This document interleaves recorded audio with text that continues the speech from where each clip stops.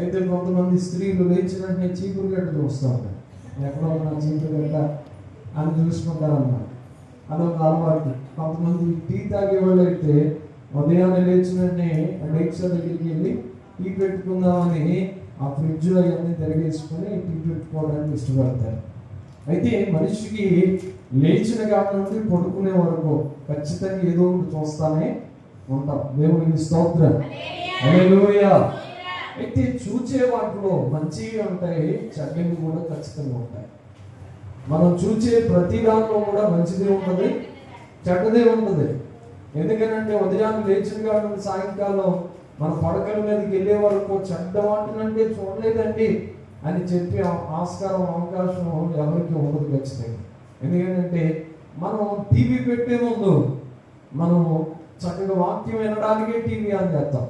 కానీ TV కట్టేసినప్పుడు AC అని ఉంటుంది, ఎవరికి కూడా ప్రపంచవ్యాప్తంగా ఎవ్వరికి తెలియదు విషయం. అది పెద్ద మరణం అన్నమాట. కనుక టీవీ పెట్టినప్పుడు వాక్యం కొరకే పాస్టర్ గారు టీవీ ఆన్ చేస్తామా, ముగింపులోనికి అది ఆఫ్ చేసినప్పటికి సీరియల్ అయినా ఉండొచ్చు, సినిమా అయినా ఉండొచ్చు, పాట అయినా ఉండొచ్చు, ఏదో ఒక న్యూస్ అయినా ఉండొచ్చు, క్రికెట్ అయినా ఉండొచ్చు, ఏదో ఒకటి ఉండొచ్చు. కనుక ఆ లోకములో ప్రతి దాన్ని వ్యర్థమైన దాన్ని మనం చూసేవారుగా, వ్యర్థమైన ఆలోచనలు కలిగే వారుగా మనం జీవిస్తూ ఉంటాం. భక్తుడైన దావీదు అంటాడు, వ్యర్థమైన వాటిని నేను చూడకుండా నా కన్నులు త్రిప్పివేయడం వాళ్ళు ప్రార్థన చేశాడట. దేవునికి స్తోత్రం. చాలా మంచి ప్రార్థన కదా. వ్యర్థమైన వాటిని చూడకుండా నా కన్నులు త్రిప్పివేయ్యా అని ప్రార్థన చేశారు. ఎప్పుడన్నా ఇలా ప్రార్థన చేయగానే మనం ఎప్పుడు కూడా నన్ను ఆశీర్వదించి, నా బిడ్డను ఆశీర్వదించు, నా మనల్ని ఆశీర్వదించు, అందరిని ఆశీర్వదించు, మా పక్కన మాత్రం చెప్పించే ఈ ప్రార్థన చేస్తా ఉంటాం. ఆడు మాత్రం పాడైపోవాలి, మేము మాత్రం బాగుండాలి ప్రభా, అవసరమైతే 4 కోట్లు అప్పుందే అది తీరిపోగా ఇంకో 2 కోట్లు పెట్టి ఇల్లు కట్టి వెళ్ళిపోగా ప్రార్థన చేసుకుంటాం. కాబట్టి మనిషికి ఆశ అంటే అంతుకొంత ఉండదు. కనుక మనం కొన్ని వాటిని చూస్తూ ఉంటాం కదా. కొన్ని కోతులు 3 కోతులు ఎప్పుడైనా చూసారో లేదో మీరు చిన్న పోస్టర్ ఏమో చూస్తూ ఉంటాం. ఒకటేమో కన్నులు కప్పేసుకుంటాయి, ఒకటేమో చేతులు చెవులు కప్పేసుకుంటూ ఉంటాయి. మూడోది ఏం చేస్తుందంటే నోటిని కప్పుకుంటుంది. అంటే చెడు వినకు, చెడు చూడకు, చెడు మాట్లాడుకో అని అర్థం ఇస్తుంది ఆ 3 కోతులు చూస్తే. కనుక దానిలో ప్రాముఖ్యమైనది ఏంటంటే చెడును మనం చూడకూడదు, చెడును చూసేవారుగా మనం బ్రతకూడదు. కానీ మన జీవితంలో చెడును చూడకుండా బ్రతుకుతున్నామంటే అది పెద్ద ప్రశ్నే. అయితే భక్తుడు ఇలాగ ఎందుకని ప్రార్థన చేశాడు? చెడును చూడకుండా నా కన్నులు త్రిప్పివేయ, వ్యర్థమైన వాటిని చూడకుండా నా కన్నులు త్రిప్పివేయ ప్రభా అని ప్రార్థన చేశాడంటే ఖచ్చితంగా వ్యర్థమైన వాటిని ఈ దావీదు గారు కూడా చూశారు. ఆ వ్యర్థమైన చూసిన తర్వాత కూడా పాపంలో పడిపోయినట్లుగా వాక్యంలో సమూయేలు గ్రంథంలో మనం చదువుతాం కదా. వ్యర్థమైన దాన్ని ఎప్పుడైతే చూశాడో అప్పుడు తన జీవితంలో పాపంలో పడిపోయి నాతాన్ అనే ప్రవక్త వచ్చి అతనితో మాట్లాడేంత వరకు కూడా అతడు ఆ పాపాన్ని ఒప్పుకున్నట్లుగా వాక్యంలో లేదు. అయితే నాతాన్ అనే ప్రవక్త వచ్చి ఆయనతో మాట్లాడి, అయ్యా నీవు ఫలానా విషయంలో తప్పిపోయావు, నీవు నీ జీవితాన్ని కడుక్కో అని చెప్పిన తర్వాత ఆ యొక్క సందర్భాన్ని ఆయన ముందు పెట్టిన తర్వాత అతడు తన జీవితాన్ని దేవుని సన్నిధిలో పానార్పణంగా పోయబడ్డాడట. అతడు ప్రార్థన చేశాడు లాగా, దేవా ఈ సోపుతో నన్ను కడుగు, యెహోవా కంటే నన్ను తెల్లగా మార్చు ప్రభు అని ప్రార్థన చేశాడట. ఏమంటే చాలా మంచు కంటే నన్ను తెల్లగా చేయి ప్రభు. అంత మాత్రమే కాదు, అతడు పాపం అనే పడక కొట్టుకుని పోయే వరకు కూడా ప్రార్థన చేశాడట. దేవునికి స్తోత్రం. హల్లెలూయా.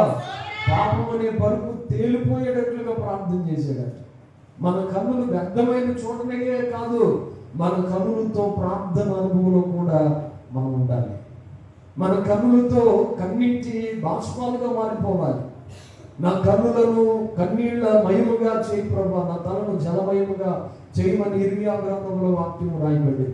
కనుక మనం కూడా ప్రార్థన చేయాలయ్యా, నా కళ్ళంట కన్నీళ్లు రావాలి కానీ వ్యర్థమైన వాటిని నేను చూడకూడదని ఆయన ప్రార్థన చేసుకోవాలి.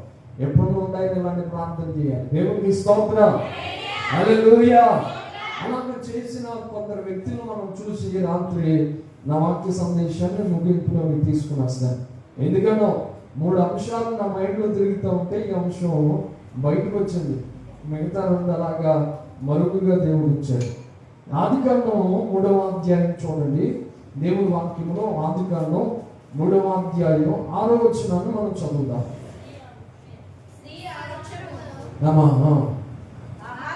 స్త్రీ ఆ వృక్షము ఆహారమునకు మంచిదియు కన్నులకు అందమైనదియు వివేకమిచ్చు ఆ రమ్యమైనది నయుట చూచినప్పుడు ఆమె దాని ఫలములలో కొన్ని తీసుకొని తిని తనతో పాటు తన భర్తకు ఇచ్చాను, అతడు కూడా తినేను. ఇక్కడ ఆదామవ్వలను కలగజేసిన సందర్భం అది. దేవుడు మంటితో నరులను కలగజేశాడు. దేనితోనండి? మంటితో.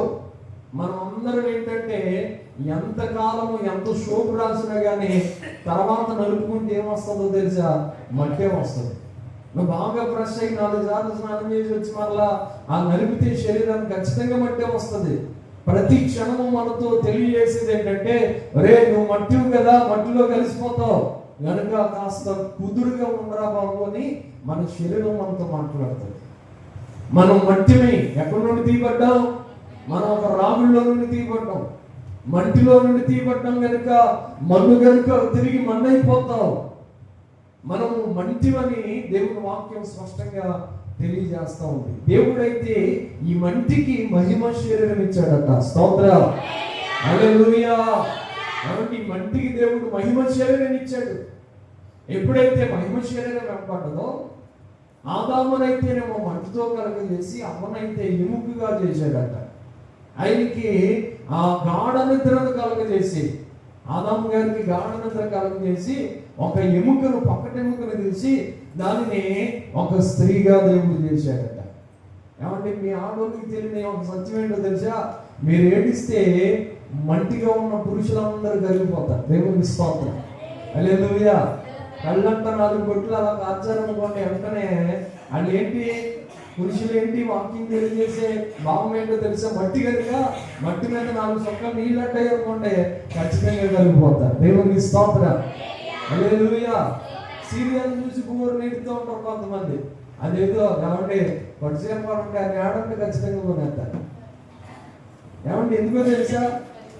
మంట అయినా మీకు అర్థం కావట్లేదు అంతే. నువ్వేమో సీరియల్ పెట్టుకుని ఏడ్చేస్తూ ఉంటావు, ఆవిడ ఏడుతూ ఉంటే నువ్వు ఏడుతూ ఉంటావు, ఆవిడ ఏడ్చే అన్నట్లుగా ఉదయకాలం నుండి సాయంకాలం దాకా 9:30 దాకా ఏడుతూనే ఉంటావు. ఆ ఏడుపుగా ఏడాల్సిన మనం ఒకటి దేవుని మందిరం ఏడాలి, రెండవది ఏడ్చేది ఏదో భర్త దగ్గర ఏడాలి. దేవునికి స్తోత్రం, హల్లెలూయా, హల్లెలూయా. మనం ఆరాధిస్తున్న దేవుడు మనకు భర్త. దేవునికి స్తోత్రం, హల్లెలూయా. దేవుని వాక్యం అంటుంది మనం ఆరాధిస్తున్న దేవుడు అంట మీకు భర్త అయి ఉన్నాడు కదా అని అంటది. కనుక ఆయన భర్త అయి ఉన్నాడు. ఈ లోకములో పక్కటెముకని కలగజేసిన దేవుడు, పక్కటెముకని తీసి స్త్రీనిగా నిర్మించిన దేవుడు, వారిద్దరిని ఆకపరిచిన దేవుడు. ఏమంటే ఆయన కలువరిగిలో ప్రాణం పెట్టుడు ద్వారా సంఘముగా నిరూపించబడడం జరిగింది, సంఘముగా రూపుదిద్దడం జరిగింది. ఆయన కూడా నిలువెల్లా గాయపరచబడ్డాడు, నలగొట్టుబడ్డాడు, శరీరం అంతా గాయాలు పాలైపోయింది. ఇదిగో ఆదాము ఎలాగైతే గాయపరచబడితే ఒక ఎముకను బయటికి తీస్తే స్త్రీ అలా కాలేదు, అలాగే మనం ఆరాధిస్తున్న దేవుడు కూడా ఖచ్చితంగా నిజముగా ఆయన మనందరి కొరకు నలగొట్టుబడి ఏకముగా సంఘాన్ని కట్టాడు. ఆయన దేవునికి స్తోత్రం, హల్లెలూయా. ఈ సంఘము ఎదుట ఎలాంటిది కూడా నిలబడలేదు. సంఘం ప్రార్థన చేస్తే చెరసాల పునాదులు కదిలిపోయాయండి. సంఘపు ప్రార్థనలో చాలా గొప్పతనం ఉంది, ఆశీర్వాదం ఉంది. కనుక సంఘమా భయపడక ప్రార్థన చేయి. నీ వధువు రాబోతున్న వరుడైన యేసుక్రీస్తును మనము ఎదుర్కోబోతున్నాం కనుక మనం ధైర్యం కలిగి ప్రార్థన చేయవలసిన వారమై ఉన్నామని చెప్పటకు నేను సంతోషిస్తున్నాను. అయితే దేవుడు ఆదామును కలగజేసి ఒక ఆయనేమో మట్టితో తీసి మరొక ఆవునేమో ఎముకగా చేసి ఇద్దరిని ఏదేరు తోటలో పెట్టి వారు తినుటకు చక్కటి పదార్థాలను ఇచ్చి, చెట్లను ఇచ్చి, అక్కడ నివసించడానికి మంచి వాతావరణం ఇచ్చి దేవుడు ఒకటే మాట చెప్పాడు, మీరు భూమిని సేద్యపరచండి, ఏలండి అని చెప్పాడు. కాబట్టి బాగు చేసుకోండి, శుభ్రపరచండి, దానిని బాగా మీరు ఏలమని దేవుడు అధికారం ఇచ్చి ఆయన వెళ్ళిపోయాడు పరలోకానికి.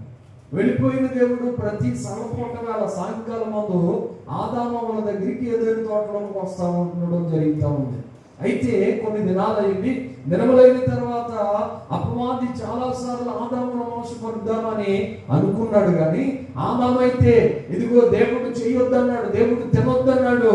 ఈ ఏదేడు తోటలో పెట్టిన మంచి చెడ్డలను తెలుగురిచ్చు వృక్ష ఫలాలను మాత్రం దేవుడు ముట్టుకోవద్దన్నాడు. కనుక బాబోయ్ ముట్టుకుంటే దేవుడి శాపానికి నేను గురైపోతానని ఆదాముకి అర్థమయ్యి ఆదాముని మభ్య పెట్టడానికి చూసినా కానీ ఆదాము ఏం చేయలేదట, దాని వైపు. ఆ మాట ఎక్కడ ఉంది? తిమోతికి రాసిన పత్రికలో ఉండదు, చదవద్దు, కానీ మీ అందరికీ తెలిసిన మాట. ఆదాముని దేవుడు అపవాది చాలా సార్లు శోధించడానికి ప్రయాసపడ్డది, కానీ ఆదాము మాత్రం శోధనలో పడలేదు. దేవునికి స్తోత్రం. హల్లెలూయా. చదువు ఆ మాట ఒకసారి చదివే త్వరగా. ఎక్కడుందో చెప్పాలి. మొదటి తిమోతి అంట 2వ అధ్యాయం 13వ వచనం. మొదట ఆదామును తర్వాత అవ్వను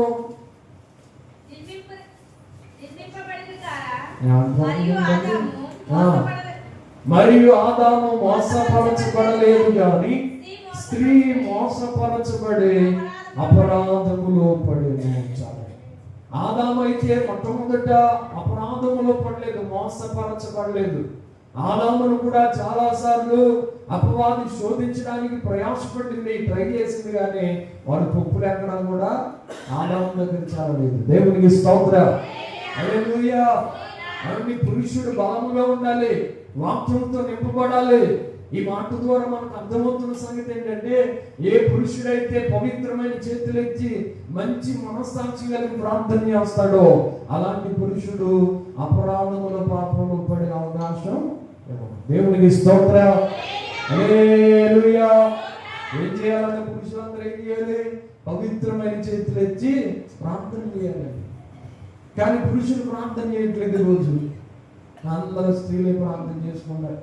ఆన్లైన్ చేతి చేస్తున్నారు, లేకపోతే బాబు పొద్దు నుండి పనులు ఎక్కువ కనుక నేను చేయలేదు బాబు అని ఆ పక్కన పెట్టేస్తున్నారు. వాక్యం ఏమని చెప్తుందో తెలుసా? పురుషులు చక్కటి ప్రార్థన చేస్తే అపవాది ఆదాము దగ్గరికి వచ్చినట్లుగా మన దగ్గరకు వచ్చినా కానీ అపవాదిని ఎదిరించుటకు దేవుడు మనకి శక్తినిస్తాడు. అయితే ఆదాము దగ్గరకు వచ్చిన అపవాది సిగ్గు నుండి వెళ్ళిపోయాడు. అయితే ఒకానొక రోజున ఆదాము అక్కడ లేని ప్రదేశానికి అవ్వని తీసుకుని వెళ్ళి, అవ్వని ఆకాంతంగా తీసుకుని వెళ్ళి, అవ్వ సర్పములో వాడు ప్రవేశించి మాట్లాడడం జరుగుతా ఉంది. ఏమని మాట్లాడుతున్నాడు తెలుసా? అవ్వ ఎదుగో మంచి చెట్లను తెలియచ్చు, ఈ యొక్క వృక్ష ఫలాన్ని నువ్వు తింటే దేవదూతల్లాగా ఏమైపోతారంట? దేవతల్లాగా మారిపోతారు. మీరు అన్నం పెరిగిపోతే, సౌందర్యం ఎక్కువైపోతే, అందుకని దేవునికి అసూయ వచ్చి దేవుడు దీనిని తినవద్దని చెప్పాడు. అన్నింటినీ తినమన్నాడా? తినమన్నాడు. దీని ఒకదాన్ని ఎందుకు తినొద్దన్నాడు? ఏమోనండి దేవుడు తినొద్దన్నాడంట. ఆ విషయం నాతో ఆ దేవుడు చెప్పినప్పుడు నేను అన్నానండి అన్నది. దేవుడు ఎందుకు తినొద్దని నడిపించదానా? నువ్వు తింటే దేవదూతల్లాగా మారిపోతావు. కనుక తినమని వాడు చాలా సార్లు శోధించడాన్ని బట్టి వెంటనే ఒకసారి అనుకుందంట, అసలు తినొద్దుగా నేను చూస్తే సరిపోద్దని ఆ కాలేజీ కోర్సు చూసిందట. చూసిన తర్వాత మరలా అనుకుంటుందంట, అక్కడ మనం చదివాం కదా, చూపులకు రమ్యమైనదిగా కనిపించింది, అందంగా కనిపించింది. ఎప్పుడైతే స్త్రీకి అందంగా కనిపించిందో వెంటనే పాపంలో పడిపోయింది. దేవునికి స్తోత్రం. హల్లెలూయా. హల్లెలూయా. అందుకనే దావీదు ప్రార్థన చేశాడు, అయ్యా వ్యర్థమైన దాన్ని నేను చూడకుండా నా కళ్ళు తిప్పింది. ఓరకనే కాదు ప్రార్థన చేయడం, అప్పుడు అలా ప్రార్థన చేసుకోలేదు. అయ్యా వ్యర్థమైన దాన్ని నేను చూడకుండా, నేను అయ్యా నన్ను మోసపరిచి అపవాది శోధించినప్పుడు నేను దాన్ని చూడకుండా బయటికి రావాలి ప్రభా అని ప్రార్థనలో ఉంటే, ఆదాము గారితో కలిసి ఉంటే అసలు ఆ పాపంలో పడే అవకాశం వచ్చేదే కాదు. అయితే అలా లేకుండా చూపులకు రమ్యమైన దాన్ని కోసుకుందట, చూసిందట. చూస్తే ఏముందలే దేవుడు చూడొద్దన్నాడు ఇంట్లో అని చూసింది. చూసిన తర్వాత మరలా అనుకుంటుందంట, దేవుడు తినొద్దన్నాడు కానీ అసలు వాసం చూడొద్దన్నాడు ఇంట్లో అని ముక్కు దగ్గర పెట్టుకొని వాసం చూసింది. మరలా అనుకుంటుందంట తన మనసులోనూ, దేవుడు వాసన చూడొద్దనలేదు కదా, వాసన చూశాను ఇక్కడతో ఆగిపోతే బాగుంది. కానీ మరలా తాను అనుకుంటుందంట, ఏమనుకుందంట, దేవుడు తినొద్దన్నాడు కానీ అసలు కొరకొద్దన్నాడు ఇంట్లో అని కొరికిందంట. దేవుడు కొరకొద్దన్నాడు కదా అని అక్కడ దాగిపోతే బాగును, ఏమంటే కొరికేసి చూసేద్దాంలే అనుకున్నా కూడా కొరికేసిన తర్వాత ఇంకెలాగో దేవుడు తినొద్దన్నాడులే కానీ తినేసి ఏమైపోతుంది అని తినేసిందట. ఎలా వచ్చిందో చూడండి. చూద్దాం అనుకుంది, వెళ్ళింది, చూసింది, చూద్దాం అనుకున్నావిడ అక్కడ దాగిపోతే బాగుండు, చూసినావిడ మరలా చేతిలోకి తీసుకుంది, ముక్కు దగ్గరికి తీసుకుంది, ఆఫం చూసినావిడ అలాగాగిపోతే బాగుండు, 3 దాకా పెట్టుకుంది, ఇక తినేది ఏమైపోతుంది అని తినేసి. ఈవిడ తినడం కాకుండా మళ్ళీ ఏం చేసిందో తెలుసా? ఆదాము వచ్చిన తర్వాత అంటుందంట, ఆదామా నువ్వు ఇదిగో పండ్లను తింటావా సత్తావా అని అంటున్నాడు. తినక ఏం చేశాడు? మొత్తానికి ఆయన కూడా తినేసాడు. దేవునికి స్తోత్రం. హల్లెలూయా. మరలా అంటుందంట, ఒక మాస్టర్ గారు వ్యాఖ్యానంగా చెప్తాడు, ఆయన అయితే చాలా కామెడీగా. ఏమని చెప్తాడో తెలుసా? ఇదిగో నేను చచ్చిపోతే నువ్వు మరొక దాన్ని చేసుకుందాం అనుకున్నావంట, నువ్వు తింటావా లేదా అని అడిగిందంట. దేవునికి స్తోత్రం. హల్లెలూయా. ఏమంటే అప్పటికి ఎవరన్నా మరొక స్థితిలో ఉన్నారా? అప్పుడు మీరు కదా, ఇద్దరే ఉన్నారు ప్రపంచవ్యాప్తంగా భూలోకంలో.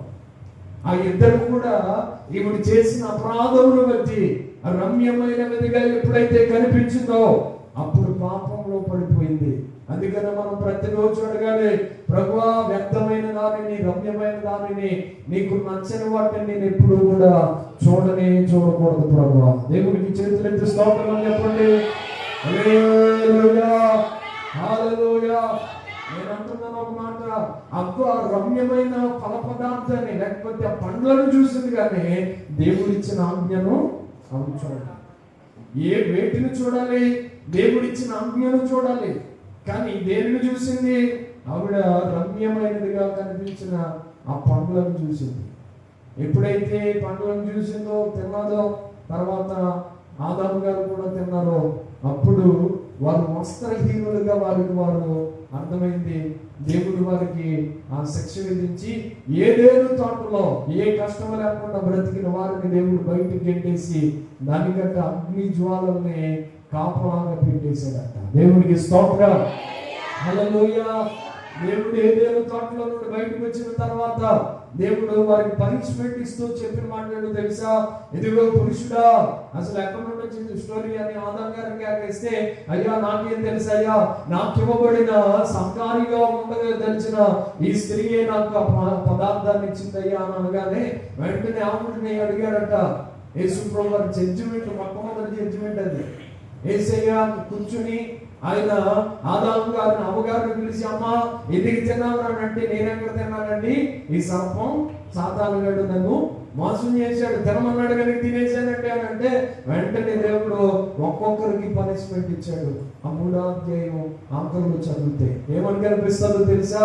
ఆ యొక్క సర్పానికి అప్పటి వరకు నడుస్తూ వెళుతుందేమో, ఇక నుండి నువ్వు నేల మీద పొట్టతో పాకుతావని చెప్పించాడట. స్తోత్రం అని చెప్పండి. హల్లెలూయా. కప్పను తింటావు, మంటిని తింటావు, నీవు పాముని దేవుడు చెప్పించాడు కనుక అప్పటి నుండి అది పొట్టతో పాముతూ ఉంది.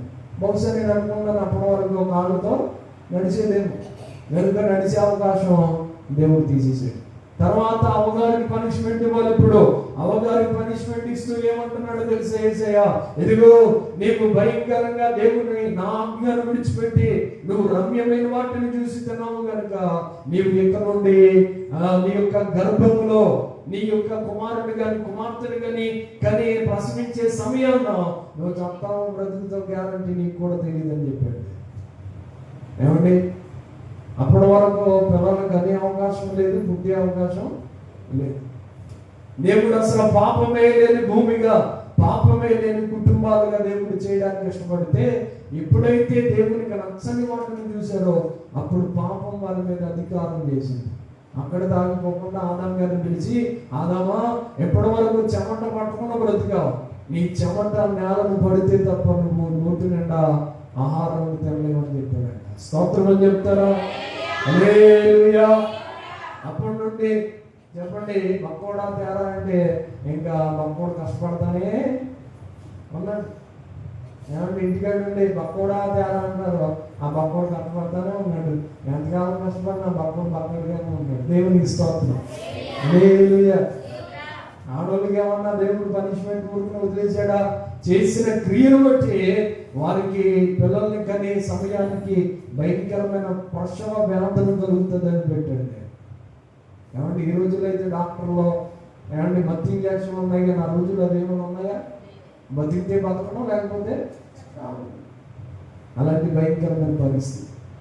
ఏమంటే దేవుని ఆజ్ఞ మేరడం వల్ల, దేవుడు చెప్పినట్లు చేయకపోవడం వల్ల, వ్యర్థమైన వాటిని చూడటం వల్ల జరిగిన పరిస్థితి ఇదంతా. నేను చెప్పే మాట ఒకటి, రాత్రి మనం వ్యర్థమైన వాటిని చూస్తే మనం శ్రమ పడతాం, మన బిడ్డలు శ్రమ పడతారు, వారు పుట్టబోయే తరాలు కూడా శ్రమ పడతాయి. దేవునికి స్తోత్రం. హల్లెలూయా. మనము వ్యర్థమైన వాటిని చూడకుండా ఉంటే మనం చాలా చక్కగా ఉంటాం, మన బిడ్డలు, మన కుటుంబాలు చక్కగా సంతోషంగా ఉంటాయి. వ్యర్థమైన వాటిని చూస్తున్నారా? దయచేసి వాటిని మీరు విడిచిపెట్టవలసిందిగా ప్రభు పేరిట నేను మీకు జ్ఞాపకం చేస్తున్నాను. అదే ఆదికాండం 13వ అధ్యాయం చదువుదాం. రిఫరెన్స్ చూపించడానికి సమయంలో మీరుగా నేను త్వరగా నిర్వహిస్తాను. ఆదికాండం 13:10 కూడా చదివాను. 13వ అధ్యాయం. లోతు తన కనులెత్తి యొర్దాను ప్రాంతమంతటిని చూచెను. యెహోవా సొదొమ గొమొర్రాను పట్టణములను నాశనము చేయకమునుపు సోయారుకు వచ్చి వరకు అదంతయు యెహోవా తోటములను ఐగుప్తు దేశము వలెను మేలుపాలు దేశమై ఉండెను. కాబట్టి లోతు తనకు యొర్దాను ప్రాంతమంతటిని ఏర్పరచుకుని తూర్పుగా ప్రయాణం చేసెను. అట్లు వారు ఒకరికొకరు వేరైపోయిరి. 13వ వచనం చదవము. సొదొమ మనుష్యులు దుష్టులను యెహోవా దృష్టికి బాహుపాపులనై ఉండేది. చేతులెత్తి స్తోత్రం అని చెప్తా. హల్లెలూయా. ఇక్కడ లోతు అని మరొక మనుషుడు కనిపిస్తా ఉన్నాడు. మనం వ్యర్థమైన వాటిని చూడకూడదే అనేది నా సందేశం. అయితే వ్యర్థమైన వాటిని చూడకూడని రెండొక వ్యక్తి ఎవరనంటే లోతు గారు మనం జ్ఞాపకం చేసుకుంటే, ఆయన అబ్రహాముతో చాలా సన్నిహితంగా, అబ్రహాముతో మంచి ఆత్మీయంగా కలిసిమెలిసి ఉంటున్న దినాలు. అయితే వాళ్ళ కాపరులకి, ఈయన అబ్రహాం గారి కాపరులకి గొడవ జరిగిందంట. వారి గొర్రెల కాపరులకి ఈయన గొర్రెల కాపరులకి గొడవ వచ్చింది. అయితే కూర్చోబెట్టుకుని మాట్లాడుకుంటే బాగుంటుంది, కానీ ఏమన్నాడు తెలుసా? నేను వెళ్ళిపోతాను, నా మాట నాకు మంచి అన్నాడు. ఎవరితోనో? అబ్రహాం గారితో. చాలా మంది వేరైపోతున్నారు చూడండి. ఏదైనా చెమట వచ్చినప్పటికి నేను వెళ్ళిపోతాను, ఆ పక్కన మా ఇంటి పైన వేసేసుకుంటానని వేసేసుకున్నాడు. వేసేసుకున్న తర్వాత శోధనలన్నీ వచ్చేస్తాయి. దెయ్యాన్ని అలవట్లేదు, బాధలో విడిపించబడలేదు.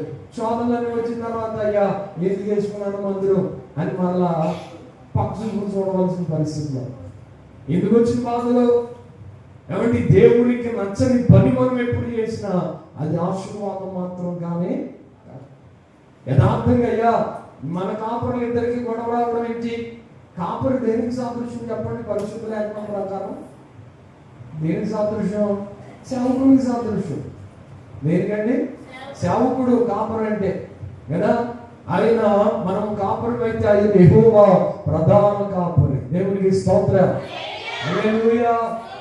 కనుక ఆయన ప్రధాన కాపరి, కాపరులందరినీ నడిపిస్తున్న దేవుడే.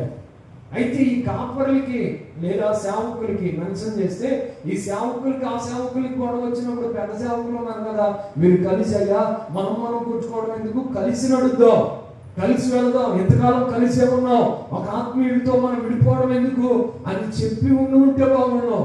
విడిపోద్దామంటే విడిపోద్దామన్నారు. వాడు గుంపేమో ఆ ఆత్మీయంగా నడిపింపులో ఉన్నారు, వీళ్ళేమో మరొక నడిపింపులోకి వచ్చేసారు. ఎప్పుడైతే ఇలా జరిగిందో వెంటనే లోతు తన కాపర్ని, తన మందని తీసుకుని వెళ్ళి ఒక ప్రదేశాన్ని చూశాడట.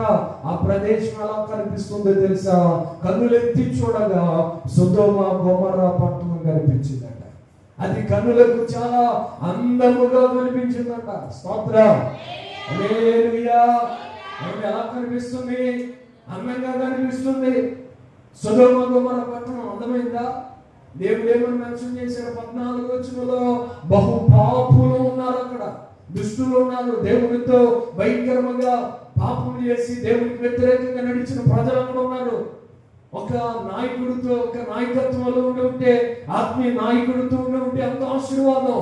కానీ ఎప్పుడైతే ఆత్మీయ నాయకుడిని ఒక విశ్వాసం విడిచిపెట్టి వెళ్ళిపోతాడో ఆ కుటుంబానికి, ఆ యొక్క వ్యక్తిగత కుటుంబ జీవితానికి ఎంతో ప్రమాదం అని చెప్పడానికి నేను చాలా చింతిస్తాను.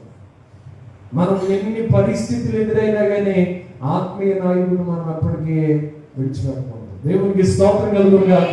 హల్లెలూయా. లోతు ఏం సంపాదించుకున్నాడండి వెళ్ళిపోయిన తర్వాత? చెప్పండి. గొర్రెలు ఉన్నాయా? ఆస్తులు ఉన్నాయా? వచ్చినప్పుడు మళ్ళా కుటుంబంలో తన భార్య మళ్ళా కూడా వచ్చిందా? తన కూతుర్లు అయితే వచ్చారు, కానీ వాళ్ళకు తగిన ఆస్తి ఏమన్నా మళ్ళా సొదొమ గొమొర్రా పట్టణం నుండి తీసుకుని రాగలిగాడా? వెళ్ళినప్పుడైతే బహు విస్తారమైన సంపాదనతో వెళ్ళాడు. వెళ్ళినప్పుడైతే ఆశీర్వాదంతో తిరిగి వెళ్ళాడు. వెళ్ళినప్పుడైతే అన్ని సమకూర్చుకుని వెళ్ళిపోయాడు. నేను అంటున్నాను, సేవకుడి నుండి వేరైపోతే సేవకుడికి ఏం కాదు, మాకు మాత్రం జరగడం. దేవునికి స్తోత్రం. హల్లెలూయా. హల్లెలూయా.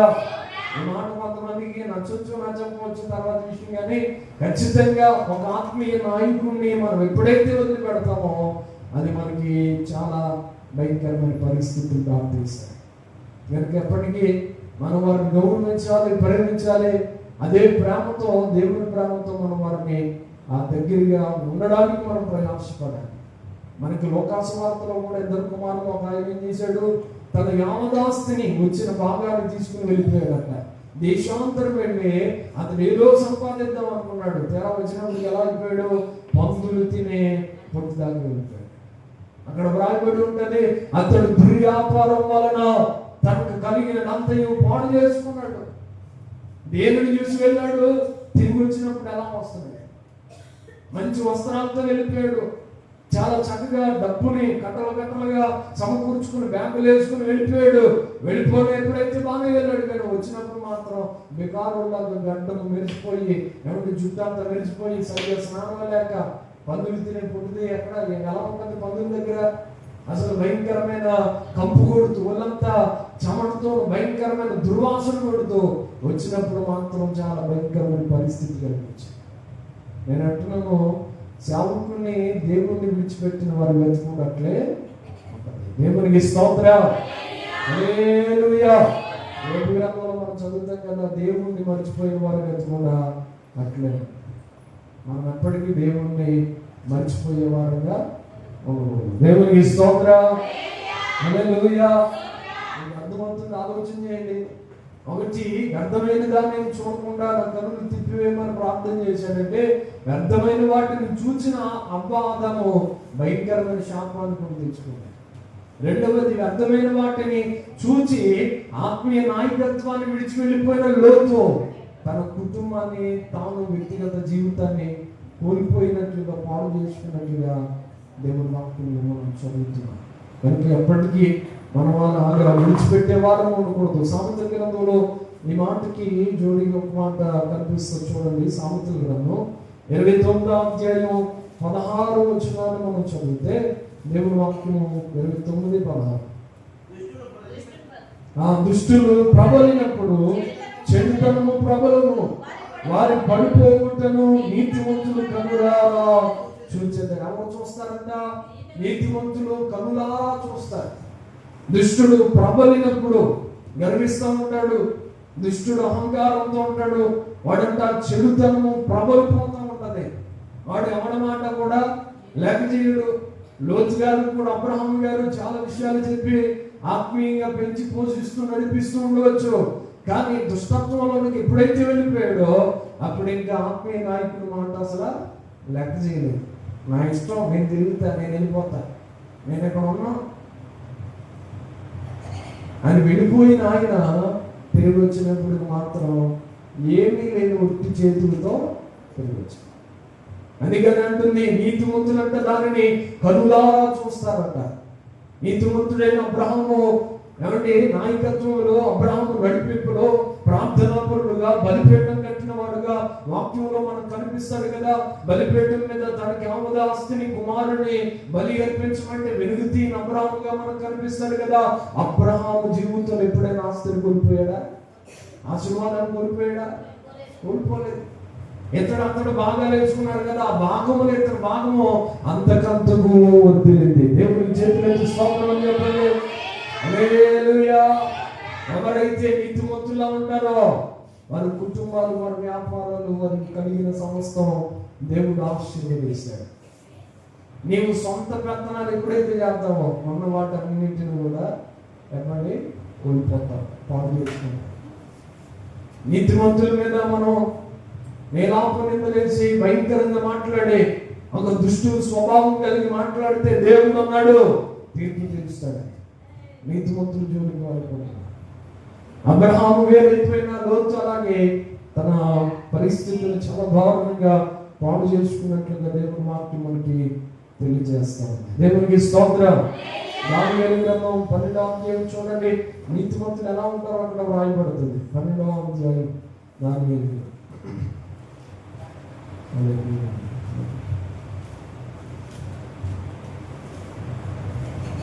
10వ వచనం చదువుతాము.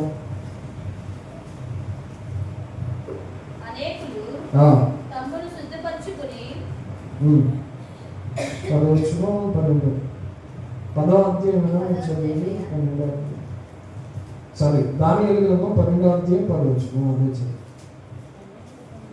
అనేకులు తమ్మును శుద్ధిపరుచుకొని ప్రకాశమానులను నిర్మలను అందురు, దుష్టులు దుష్టకార్యములను చేయరు గనుక ఏ దుష్టులను ఈ సంగతులను గ్రహింపలేకపోవు కానీ బుద్ధిమంతులు గ్రహించెదరు.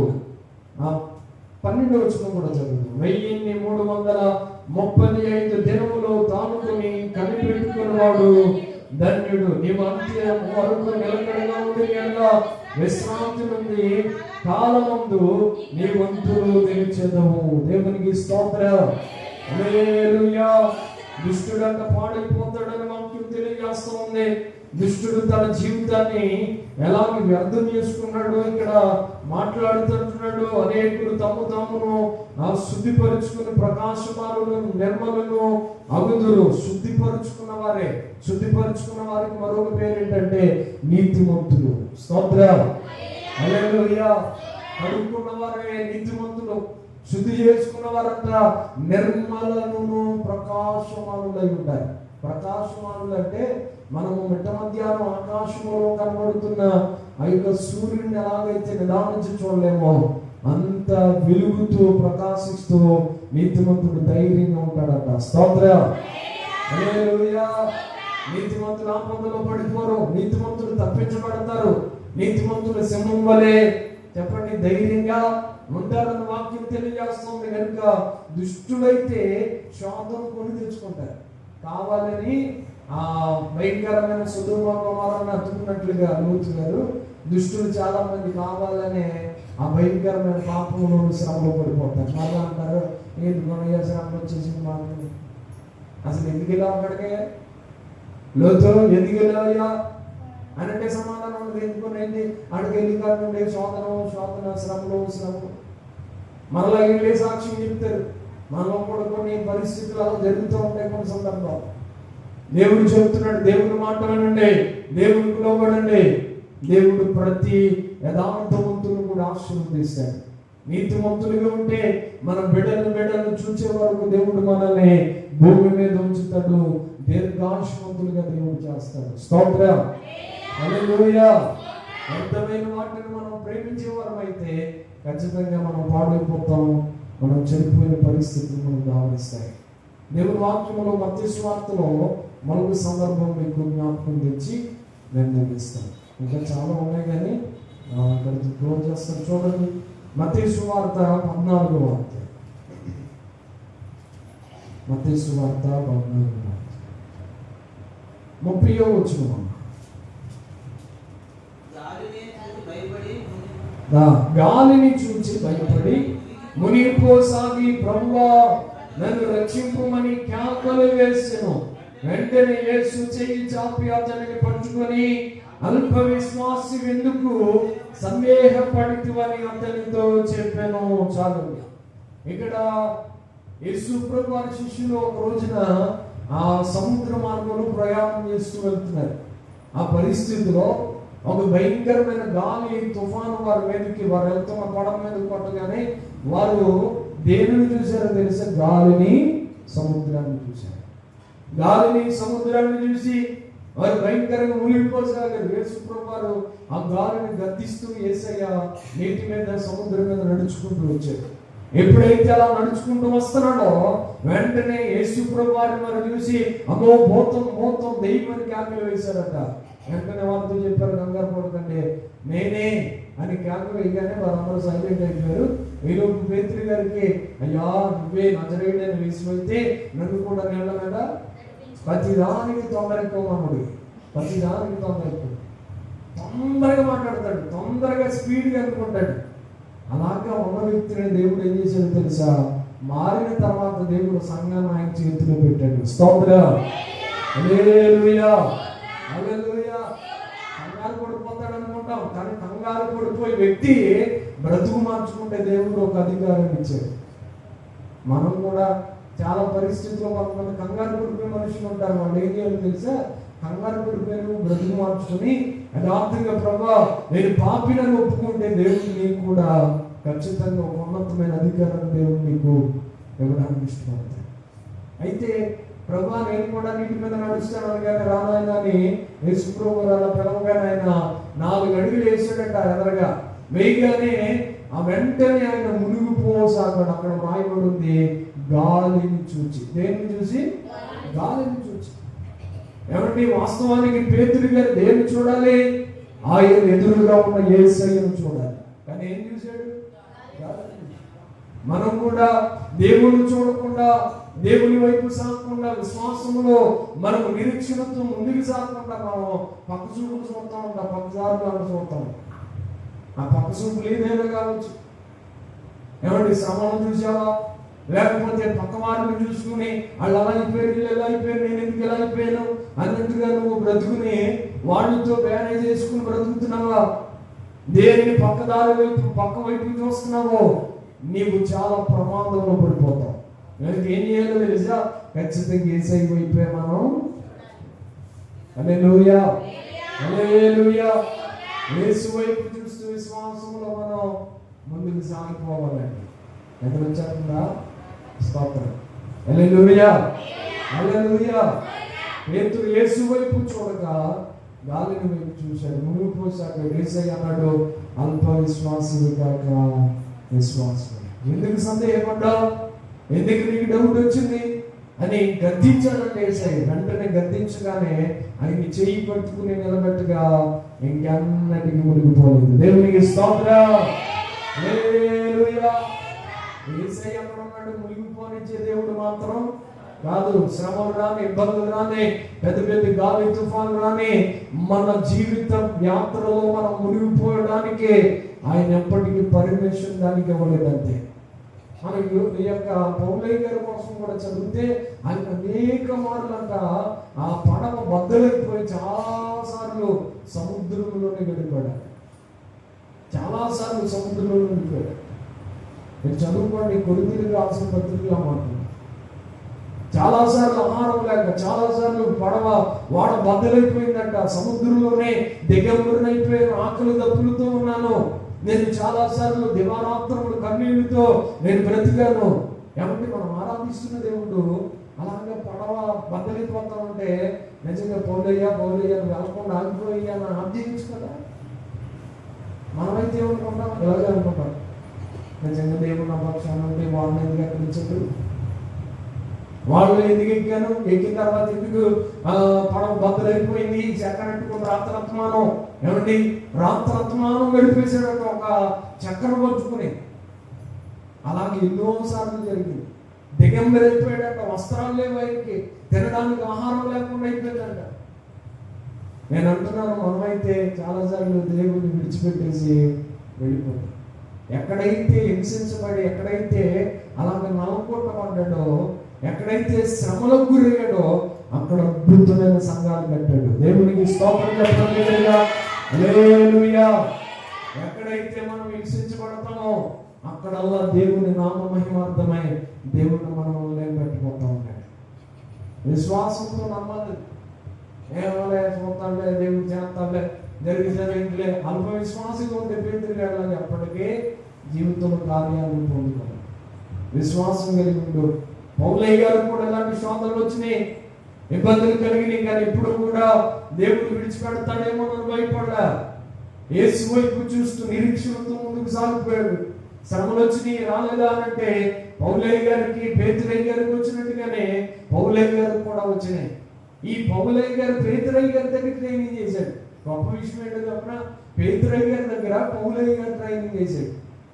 ఏమంటే ఈయన ఎవరో పేతురయ్య గారు చెప్పండి, అల్ప విశ్వాసి పెట్టుకున్నాడుగా. అల్ప విశ్వాసిగా ఉన్న ఈయన దగ్గర ఏమంటే బ్రతుకు మార్చుకున్న తర్వాత, విశ్వాసిగా మారిన తర్వాత, దేవుడు అతనికి ఆ పరలోకపు తాళపు చెవులు ఆయన చేతుల్లో పెట్టిన తర్వాత, సంఘాన్ని అప్పగించిన తర్వాత, పరిచర్యలో నమ్మకంగా ఉంటాడని ఆయన వెళ్ళిపోతూ పేతురయ్య గారు యోహానయ్య గారి చేతుల్లో తాళపు చెవులు పెట్టిన తర్వాత, ఏమంటే ఎప్పటి నుండి యథార్థంగా బ్రతికిన ఆ యొక్క పేతురయ్య గారి దగ్గరే పౌలయ్య గారు ట్రైనింగ్ చేయగా, ఆ ట్రైనింగ్ లో తేలిన ఫలితార్థం ఏంటో తెలుసా? పేతురయ్య గారి కన్నా పౌలయ్య గారు చాలా సమయం. కానీ ఇప్పుడు కూడా యేసయ్యను దూషించలేదు, వ్యతిరేకంగా మాట్లాడలేదు. అయ్యా నిరీక్షను తప్పించుకున్నా, ఎన్ని శ్రమలు వచ్చినా కానీ నేను విశ్వాసంతో నీ వైపే చూస్తాను. నేను అంటాను, పౌలయ్య గారు చాలా గొప్పడు. ఆ రోజుల్లోనే గన్ లైసెన్స్ ఉన్నది ఏకైక వ్యక్తి ఎవరైనా ఉన్నారంటే పౌలయ్య. ఆ రోజుల్లోనే గమలియేలు ఇన్స్టిట్యూట్ లో ఆయన గొప్ప సర్టిఫికెట్ పొందిన వ్యక్తి. గమలియేలు బాధను విద్యను అభ్యసించిన వాడంట. ఏమండి, ఆయన చిన్నాజీవి మనిషి కాదు, చదువుకోని వ్యక్తి కాదు. అయితే అలాంటి వ్యక్తిని దేవుడు ఎప్పుడైతే సౌలును దర్శించాడో, పౌలుగా మార్చాడో, బ్రతుకు మారిపోయిన తర్వాత యథార్థంగా జీవించడానికి ఇష్టపడిపోయిన పౌలు అంటాడు, నేను చాలా సార్లు నలగొట్టుపడ్డా. దేని వరకు? ఒకప్పుడు అన్నీ ఉన్నాయి కదా పౌలా, ఎందుకు ఇలా అయిపోయింది నా జీవితం అనిపించలేదు ఎప్పుడన్నా? ఏమంటే పేదరికంలో వచ్చిన వాడు అనుకోండి, అర్థం చేసుకోండి మీరు, పేదరికం నుండి వచ్చిన వాడు అనుకోండి శ్రమ ఏంటో తెలుస్తుంది. పుట్టినప్పటి నుండి ధనవంతుడే, అన్ని అధికారాలు ఉన్నాయి, గొప్పవాడు, గన్ లైసెన్స్ కూడా ఆ రోజుల్లో ఆ రోమ సామ్రాజ్యంలో ఆయనకి అధికారం ఉంది. అంత గొప్ప అధికారంగా ఉన్నాడు, అంత గొప్ప అనుభవాల నుండి వచ్చిన వ్యక్తి, గొప్ప గొప్ప ధనవంతులు కుటుంబం నుండి వేరైపోయిన వ్యక్తి. శ్రమ పడడానికి ఇష్టపడతారా? ఏమన్నా చెప్పాలి మీరు, శ్రమ పడడానికి ఇష్టపడతారా? శ్రమలో నుండి వచ్చిన వాడైతే శ్రమ పడడానికి ఇష్టపడతారు. శ్రమలు అంటే ఏంటో తెలియని వ్యక్తి శ్రమ పడడానికి ఇష్టపడతాడంటే అసలు నెంబర్ అనమాట, అసాధ్యమే. కానీ పౌలయ్య గారు మాత్రం శ్రమంలో కూడా విశ్వాసంతో యేసయ్య వైపు చూశాడు. దేవునికి స్తోత్రం, హల్లెలూయా, హల్లెలూయా. అమ్మా, నువ్వు యేసయ్య వైపు చూస్తే నీ ద్వారా పౌలయ్య లాంటి ఉన్నతమైన ఆత్మలకి ప్రధాన కాపరిగా మారిపోతావు. చేతులెత్తి స్తోత్రం చెప్పండి, హల్లెలూయా. నువ్వు ప్రధాన కాపరిగా మారిపోతావు. నువ్వే ఒక కాపరిగా, ఒక నాయకుడిగా మారిపోతావు. నువ్వెప్పుడైతే దేవుని వైపు చూస్తావో, దేవుని వైపు చూడడానికి ఇష్టపడతావో, సందేహించిన పేతురే, అల్ప విశ్వాసంతో ఉన్న పేతురే చాలా సార్లు ఆ సాతాన నా వై వెనక్కి పొమ్మని దేవుడు ఇండైరెక్ట్ గా పేతురే కానీ తిట్టడం సందర్భం. ఏమంటే అలాంటి పేతురు సిగ్గుపరచబడి ఎందుకు యేసయ్యతో ఉండాలని అనుకోలేదట. తిట్టించుకున్న పేతురే యేసయ్యతో 3.5 సంవత్సరాలు ప్రయత్నం చేశాడు. దేవునికి స్తోత్రం, హల్లెలూయా. ఆ ట్రైనింగ్ లో తేలిన ఫలితాలు ఏంటో తెలుసా? నా యేసయ్య నా కొరకు అప్పగించుకున్నాడు, నేను కూడా నశించిపోతున్న ఆత్మల కొరకు అప్పగించుకున్నాను. యేసు ప్రభువారిని ఎలాగో సిలువేస్తే పేతురయ్య గారు తిరగేసి సిలువేసి పంపించాడు. ఏమండి, యేసు ప్రభువారిని ఎలాగా కొరడాలతో కొట్టి హింసిస్తూ ఉంటే పేతురయ్య గారిని అలాగే తిరగేసి కొరడాలతో కొడుతూ ఉంటే భయంకరంగా రక్తపు ముందలుగా పడిపోయింది. ఆయన భయంకరంగా హింసించుకుంటాడు. హింసను పొంది కూడా దేవుని వారు బ్రతికిన వ్యక్తి. ఆ వ్యక్తి తరహాలోనే వచ్చాడా పౌలయ్య గారు. ఆయన దగ్గర ట్రైనింగ్ ఉంది, ఆయన దగ్గరే ఏమంటే సేవ అనుభవాలు నేర్చుకునేదాకా ఉండిపోయి వారి దగ్గరే చాలా కాలము ప్రయాసపడి వారి దగ్గర చూచి నిదానించి చూసింది ఏంటో తెలుసా? శ్రమంలో కూడా యేసయ్యను మనం విడిచిపెట్టనే.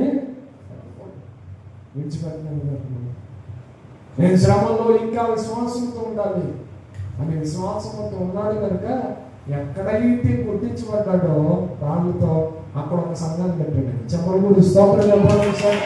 హల్లెలూయా. రాళ్ళతో కొట్టించబడిన ప్రతి స్థలములో ఒక మందిరాన్ని కట్టాడు. ఒక పత్రికను రాశాడు. కొన్ని వందల సంఘాలకి నాయకుడిగా పిలువబడ్డాడు. ఆ రోజు మనం కూడా శ్రమను ఓర్చుకుంటే దేవుడు గొప్ప ఆశీర్వాదాన్ని మనకి ఇస్తాడు. మనం యేసయ్య వైపు చూడాలి. ఎవరి వైపు? శ్రమలో కూడా యేసయ్య వైపు చూడాలి. మనకి అందంగా ఉండి కనిపిస్తూ ఉంటాయి లోపల, వాటి వైపు చూసి మనం ఎక్కడికి వెళ్తామో ఆ గురి మనం మర్చిపోతే చాలా ప్రమాదం, చాలా ప్రమాదం. ఒక ఆయనంట హైదరాబాద్ బస్ స్టేషన్కి వెళ్ళి అదంతా చూస్తున్నాడట. అదంతా చూస్తూ ఉంటే హైదరాబాద్ బస్ స్టాండ్ అవన్నీ చూసినప్పటికి చాలా అందంగా కనిపిస్తూ ఉంటాయి. అవన్నీ చూస్తూ చూస్తూ అసలు సాయంకాలం దాకా అక్కడ ఉండిపోయాడట. వెళ్ళవలసిన బస్సు వచ్చింది వెళ్ళిపోయింది, కానీ బస్సు మాత్రం ఎక్కట్లే. అన్ని చూస్తున్నాడు. అబ్బాబు ఏం కట్టబడ్డాయి, నిజంగా ఇలాంటి అందమైన లైటింగ్లు ఎక్కడ కూడా కట్టబడవు, ఎంత అద్భుతమైన కట్టడాలా, ఎంత అద్భుతమైన అపార్ట్మెంట్లా, ఇవన్నీ చూస్తా అలాగే ఉండిపోయాడు. సాయంకాలం అయిపోయిన తర్వాత గుర్తుకొచ్చిందట, అదే నేను వెళ్ళవలసిన బస్సు మిస్ అయిపోయింది. అసలు ఈ ప్రయాణం ఏంటి, ఎక్కడికి వెళ్ళాలో ఆ బస్సు ఎక్కితే వెళ్తాడు, కానీ అక్కడే ఉండిపోయి అన్ని చూస్తూ ఉంటే వెళ్తాడా? సాయంకాలం కాదు, 4 రోజులైనా వెళ్ళనే వెళ్ళదు. మనం కూడా అంతే. మన గమ్యం ఏంటో, మనం ఎక్కడికి వెళ్ళాలో, విశ్వాస జీవితంలో మనం ఎక్కడికి చార్చబడాలో ఆ ప్రయాణంలో మనం ఉంటే దేవుడు ఖచ్చితమైన ఆశీర్వాదాన్ని మనకిచ్చి మనల్ని అభివృద్ధిలోకి తెస్తాడు. అంతేగాని లోకంలో ఆకర్షించి అందమైన వాటన్నిటిని మనం చూసుకుంటూ కూర్చుంటే మన గురి గమ్యాన్ని మనం మిస్ అయిపోతాం. పౌలయ్య అంటాడు, నేను గురి వద్దకే పరిగెత్తుచున్నాను. గురి వద్దకే పరిగెత్తుతున్నాడు అంటే దేన్ని చూస్తున్నాడు? ఆయన గురిని చూస్తున్నాడు. నేను వెళ్ళవలసిన గమ్యాన్ని లక్ష్య పెట్టుకుని చూస్తున్నాను కనుక దాని వైపే నా ప్రయాసం ఉండిపోయింది. మనం కూడా పక్క చూపులు చూడకూడదు. అలా చూసిన దావీదు చాలా భయంకరమైన పశుభాతో పాపంలో పడిపోయాడు. మిద్ది మీద ఎక్కాడు. ఆయన చూడకూడని దృశ్యాన్ని ఎప్పుడైతే చూశాడో అక్కడ వసంతకాలం అంట యుద్ధం చేసే సమయంలో ఆయన ఒంటరిగా ఉండి దేవునికి నచ్చని పని, నేను అంటాను ఎవ్వరూ కూడా ఒంటరిగా ఉండకూడదు. దేవునికి స్తోత్రం. ఎవరు చేయవలసిన పని వాళ్ళు చేయాలి. వాళ్ళు పని చేసే అవకాశం లేక పనికెళ్ళట్లేదు ప్రార్థన వెచ్చగలిగి, అంతేగాని ఒంటరిగా ఉంటానండి, ఖాళీగా ఉంటానండి, 24 గంటలు ఖాళీగానండి, ఇంకేం పని ఉందండి అన్నట్టుగా ఒంటరిగా ఉన్నావా, ఫోన్ ఏదో వస్తుంది. అలాగా భయంకరమైన చాలా చెబుతమైన జీవితాలుగా మారిపోతాయి. ఏమంటే లోన్ యాప్లని రకరకాల యాప్లు వచ్చి వాళ్ళని చిత్రహింసలు గురి చేస్తున్నారు. వాళ్ళు లోన్స్ ఇస్తారు, కట్టకపోతే పలానా టయానికి మళ్ళా ఇబ్బంది పెడతా ఉంటారు. కట్టేదాకా వాడిని చంపేసేదాకా ఊరుకోరు అంతే. లోన్స్ యాప్ లేకపోతే రమ్మీ అని ఈ ఫోన్లోనే భయంకరమైన ప్యాకెట్, భయంకరమైన నిచ్చలు పెడతాను. ఈ రోజుల్లో ఎవరొస్తుంది భయంకరంగా వీటిలోనే ఆటలని పాటలని రకరకాలుగా పాడైపోతున్న చెడిపోతున్న లోకంలో మనం బ్రతుకుతున్నాం.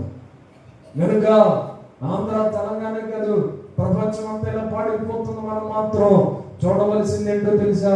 గిమ్మేలు కాదు, చూడవలసింది మన గురిని చూసి మనం బ్రతకాలి.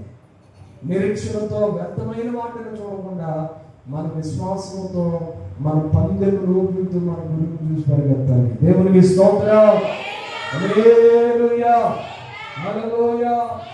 వ్యర్థమైన వాటిని చూసిన దావీదు పడిపోయాడు, ప్రార్థన చేశాడు. వ్యర్థమైన వాటిని చూసిన చెప్పండి ఆదామవులు పడిపోయి వెళ్ళిపోయారు. వ్యర్థమైన వాటిని చూసిన లోతు సమస్తాన్ని వ్యర్థం చేసుకున్నట్టు కోల్పోయాడు. వ్యర్థమైన వాటిని చూసి గాలిని చూసి ఒక్కసారి మునిగిపోసాడు. మనం కూడా వ్యర్థమైన వాటిని చూడొద్దు, దేవుని వైపు చూద్దాం. పౌలయ్యగా విశ్వాసంతో గురి వద్దకు పరిగెడదాం. అట్టి కృప నిరీక్షణ మనందరికీ దేవుడు దయచేయను గాక. ఆమేన్. కళ్ళు ఉంచుదాం, ప్రార్థన చేసుకుందాం. కొద్ది నిమిషాలు ప్రార్థన చేద్దామా? మనుషులు చెప్పే మాటల వైపు కాదు మనం చూడాల్సింది, దేవుని వైపు మనం చూడాలి. వ్యర్థమైన వాటిని ఎన్నో నీ జీవితంలో పాడేస్తూ ఉంటారు.